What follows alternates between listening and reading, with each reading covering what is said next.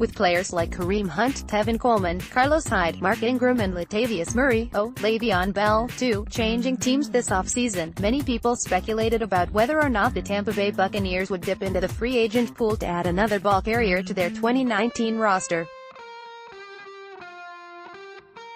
Besides the addition of Andre Ellington, the backfield will basically remain intact with Peyton, Barber and Ronald Jones returning, and Ellington presumably replacing fellow veteran Jacquizz Rodgers, who remains unsigned as of this writing.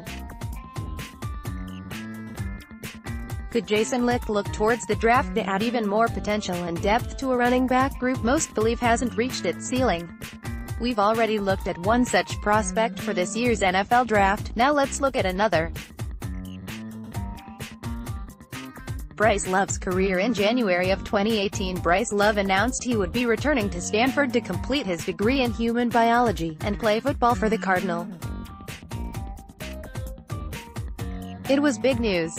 He finished as the runner-up for the Heisman Trophy to Oklahoma's Baker Mayfield, and was named the best running back in the country, winning the Doak Walker Trophy in the process.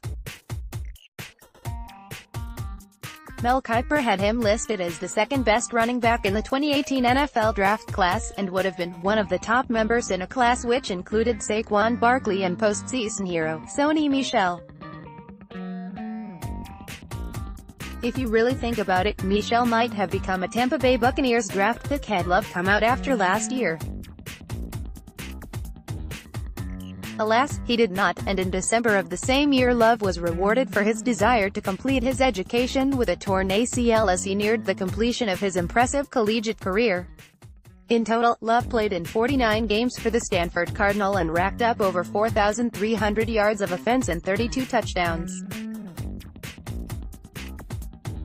In the end, however, his worst season came in his final one, as his yards per carry hit career lows, as did his yards per catch.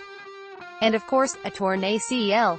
Pros: he's incredibly smart and isn't likely to be stumped by complex NFL offensive strategies and play-calling language. The man majored in biology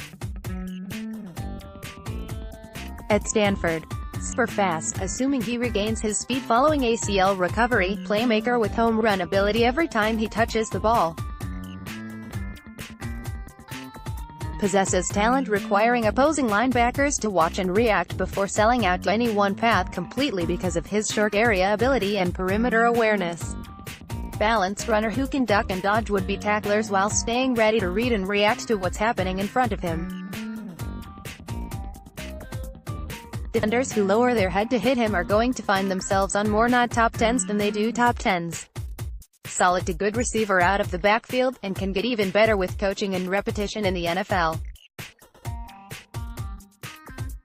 Cons: recovering from an ACL injury which will keep him out through off-season training activities and his rookie camp, at a minimum.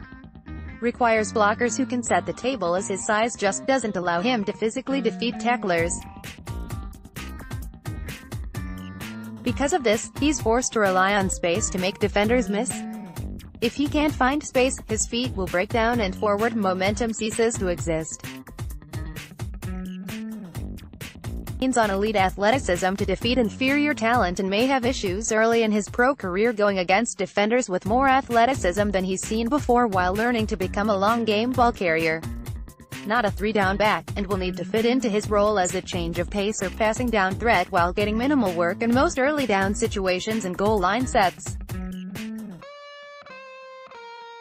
When at the Combine, Love was asked about how he tried to put teams at ease about his injury, and he responded by saying, "I stress that injuries are a part of the game. The big thing is that ACLs aren't what they used to be." You can point to the success of a lot of different backs in the NFL right now that have had knee surgery and gone through those things. Why the Buccaneers need him? Sean Wilson caused some excitement last season when his speed and ability out of the backfield caused some camp and preseason buzz. The Bucs tried to translate this to the regular season for a little while, but it just didn't work out. Wilson should be returning with the team in 2019 and will get another crack at showing his new coaching staff he has some skills they can leverage, but whether or not it'll turn out any better is still to be seen. In 2018, Wilson gained 29 yards on 6 carries and had just 5 yards on 3 receptions.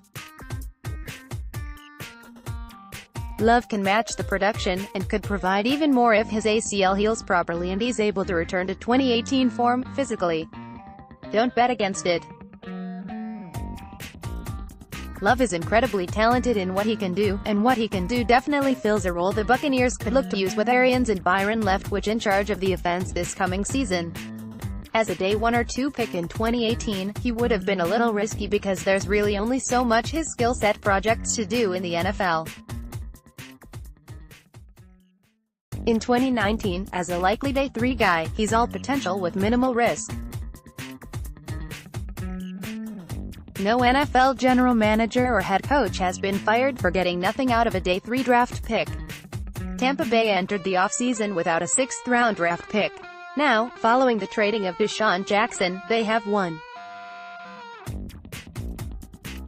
If Licht stocks up on even more draft picks following more trades he might pull off, then using one of those on Love is well worth the risk attributed to bringing him on the roster.